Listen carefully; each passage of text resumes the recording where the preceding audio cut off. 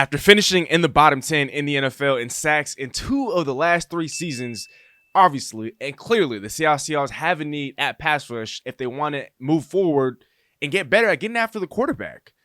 Now I know Dwayne Brown and Brandon Shell have yet to re-sign at left tackle and right tackle respectively for the Seahawks, and so obviously there is a gaping hole at both left and right tackle. But if I'm in John Schneider's chair, if I'm in Pete Carroll's chair, if I'm running the draft and Ahmad Gardner, number 1 on Steezy's big board for the Seahawks in the first round, then number 2, and I'd actually be in love with this selection. I wouldn't be tripping about this selection whatsoever. But out of Florida State University, I am taking edge defender Jermaine Johnson, an absolute freak of nature, a supreme athlete, great against the run, excels against the run, which signals that he's going to be a 3-down defender in the NFL. 6'4", 254 pounds with 34-inch arms, a 4.58 40-yard dash, supremely powerful, athletic. We're talking about this guy who has risen up everyone's draft boards, has risen up in stock almost exponentially since the Senior Bowl.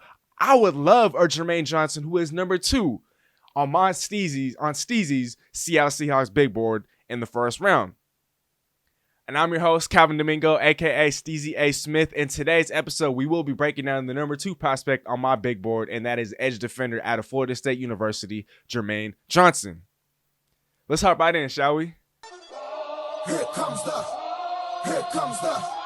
y'all don't really want it like that. Yeah. Here comes the.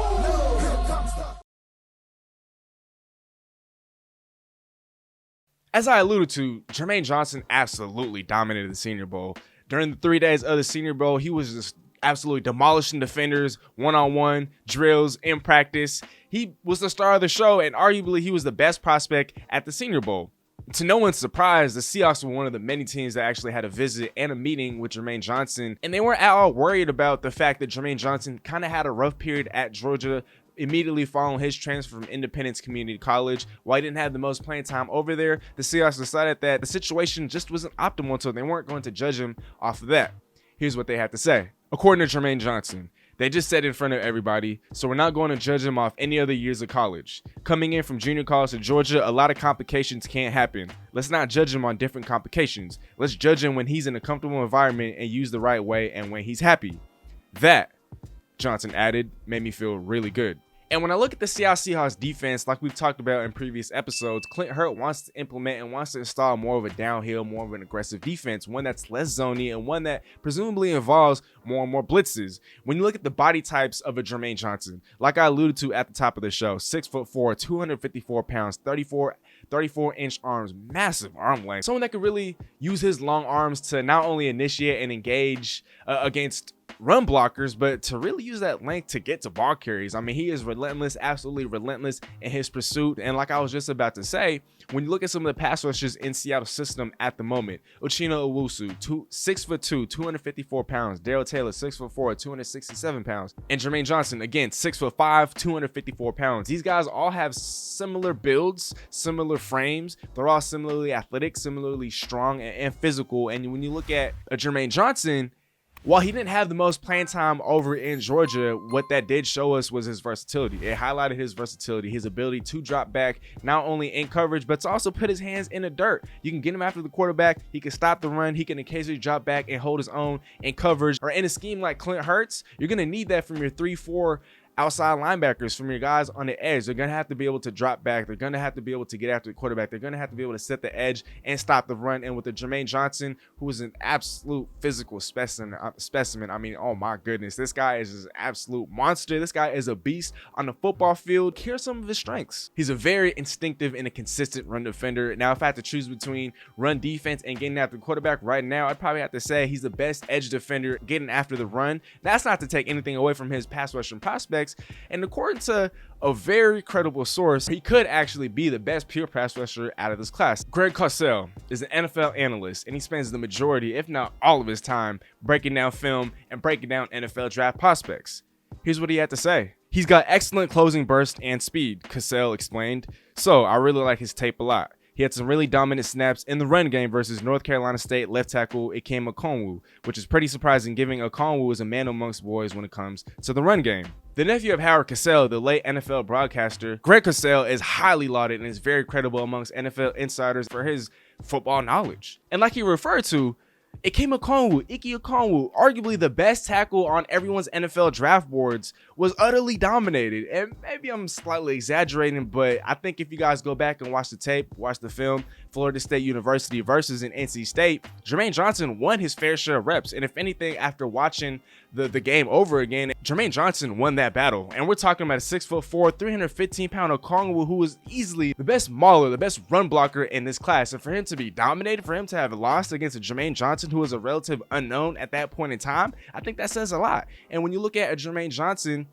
yes, he has his flaws. He's not a perfect prospect. His hands are very violent, but at times he can get away from using proper technique. At times he'd rather bully his opponent rather than lean towards technique, and that's totally understandable. He was dominating competition in high school, dominating competition at the JUCO ranks. He was dominating competition at the college level, and so when you're able to just blow by and get by defenders on sheer physicality and sheer strength, that's totally understandable. But with more coaching, with more game experience at the NFL level, with, let's say, a coaching staff like the Seattle Seahawks, with the team that he has around him, with the pass rushers, Darrell Taylor, Uchenna Owusu, I think he would be an absolute perfect fit. Not only is he plug and play, and a lot of people would look at age 23 and the fact that, oh, he's a little older than some of these other prospects. I think that actually be a positive here in Seattle, given the fact that Seattle is looking to retool on the fly. Seattle is looking to build a defense that is competent now, that is going to be relevant now, especially in the post-Russell Wilson era. Pete Carroll wants to go back to his roots of running the football and establishing a dominant defense. I mean, when you look at some of these Super Bowl teams that have taken place in Seattle, look at the pass rushers that this team has had in the past. We're talking about Michael Bennett. We're talking about Cliff Averill. We're talking about Red Bryant. We're talking about Clinton McDonald. The list goes on and on and on. Seattle right now is well on their way to building a dominant defensive line. I think what they've done in the trenches, what they've done in the interior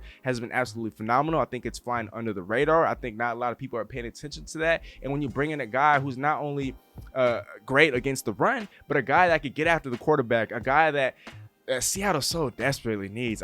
Seattle needs more pass rushing prowess. Seattle needs more pass rushers that can get after the quarterback. Seattle needs more guys that can disrupt the quarterback, and Jermaine Johnson is an absolute and a complete disruptor. He had a heavy workload at FSU. According to Pro Football Focus, he had 58 plus snaps in 11 to 12 games. And so I don't think workload is going to be an issue. I don't think fatigue is going to be an issue. I think right off the bat, you could play him in as many snaps as possible. Like I said, he's a 3-down run defender, and he's very instinctive, especially as it pertains to the run. His play diagnosis, he's able to diagnose the run, I think, very early. I think he's very aware in that regard.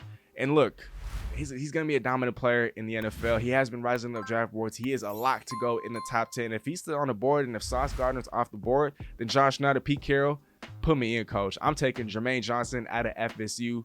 I think his potential is sky high, but he has all the physical tools. He has all the traits. He has the talent. He has the pedigree. He has the experience. He has the age. He has the humbleness. He has the awareness to be a dominant defender in the NFL. I mean, I think Seattle should be very ecstatic, and I think he very well could be the key to revive Seattle's pass rush in the coming seasons.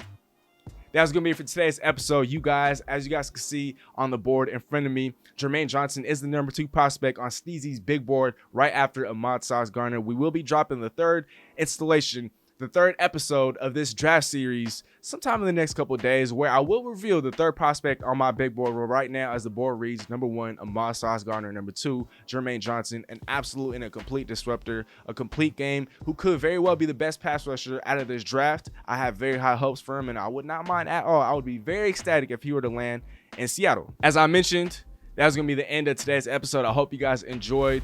As always, I hope you guys have a great day. Stay blessed. All glory to God. Nothing but love, y'all. And until then, Steezy out. Amen.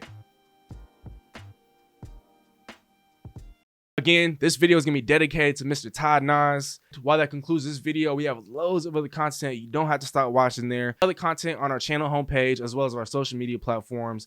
And again, don't forget to hit that subscribe button for us. Tell a friend and tell a friend. Nothing but love, and Steezy out.